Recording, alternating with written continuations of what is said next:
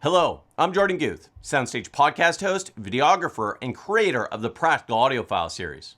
You can find the latest Practical Audiophile review on YouTube right now. It's my take on the Lingdorf Audio TD-AI 2210, which is as full-featured as a streaming integrated amplifier gets. You can also find a SoundStage Insight episode on Node Audio's new Atom series speakers, which have an advanced transmission line design, something they call monocell for driver backwave dampening, and cabinets made using advanced 3D printing. Check it out. But before you do, I'm going to tell you what's new on the SoundStage network for August 15th. Over on SoundStage Australia, Vedran Simaudio reviews Stax's SR009D open-back electrostatic headphones and matching SRM700S headphone amplifier. Vedran writes, "The SR009D and SRM700S combo keeps everything that makes a Stax, the speed, the resolution, the uncanny sense of presence, and trades only a sliver of that famous treble sparkle." Also for this update, editor Edgar Kramer drops a new episode of his Lead-In series on the SoundStage Network's YouTube channel. This time, Edgar previews his full evaluation of Australian speaker specialist Leahan Brothers System 1 Black, where he talks about the speaker's cabinet architecture, high-quality drivers, and key specifications, and also runs through his music selections. On SoundStage Global, we just posted a new installment in Jason Thorpe's My Audiophile Neighborhood series. Jason's dog park buddy Erin has been getting into vinyl. After scoring a nice secondhand turntable, she was looking for a streaming amplifier and a pair of loudspeakers to go with it. Jason set her up with a system that ticked all of her boxes, while also accommodating her husband Kareem's minimalist sensibilities.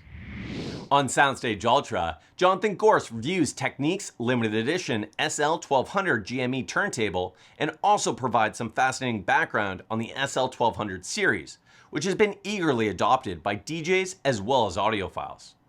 Jonathan is a longtime admirer of British belt drive tables, but he was wowed by this Japanese direct drive model. He states, "This is a beautifully built, elite vinyl spinner that will reward any keen music lover with decades of dependable music making. It offers some of the tautest and most extended bass money can buy and equally impressive dynamics." On SoundStage Access, Tom Moon reviews a special edition version of Victrola's Wave Turntable and Tempo Power loudspeaker system, which features a striking black and yellow color scheme inspired by Jack White's Third Man Records.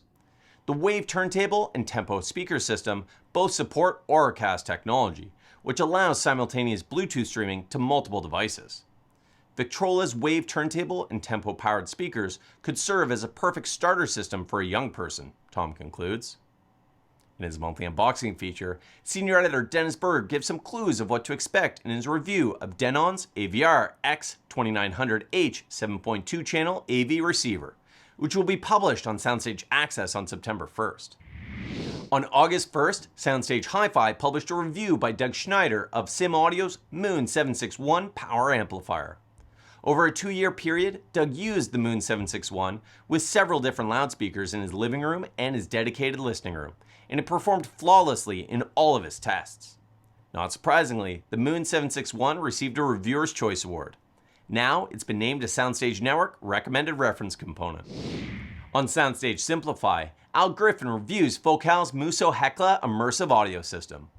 The Hekla takes its design cues from the Muso music players from Focal's sister brand name, but it's bigger and beefier, with a total of 15 drivers powered by 660 watts of built-in amplification, and it supports Dolby Atmos immersive audio.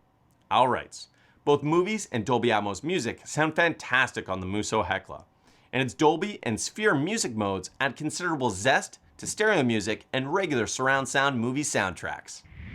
On SoundStage Experience, music editor Joseph Taylor reviews Foreign Tongues, the latest album by the Rolling Stones.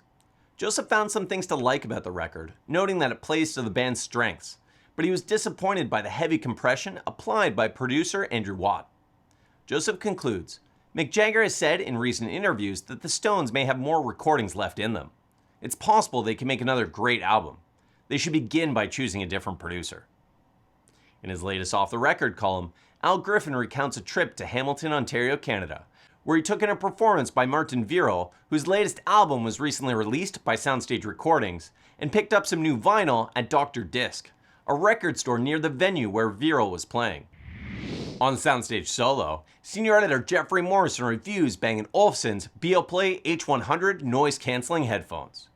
Like all products from this iconic Danish brand, the H100s aren't inexpensive, but Jeffrey says they deliver the goods. These are fantastic sounding Bluetooth headphones, he concludes. I'll let your own wallet decide if the price matters. Here are some reviews and features you can look forward to on the SoundStage network. On September 1st, you could read AJ White's review of the WIM sound streaming loudspeaker on SoundStage Simplify. Coming to SoundStage Hi-Fi on September 15th is Phil Baudet review of Paradigm's premier 820F V2 floor standing loudspeaker. Also on September 15th, SoundStage Solo will have a review by Gordon Brockhouse of Hi-Fi Man's Aria Wi-Fi streaming planar magnetic headphones. Thanks for watching and see you on September 1st.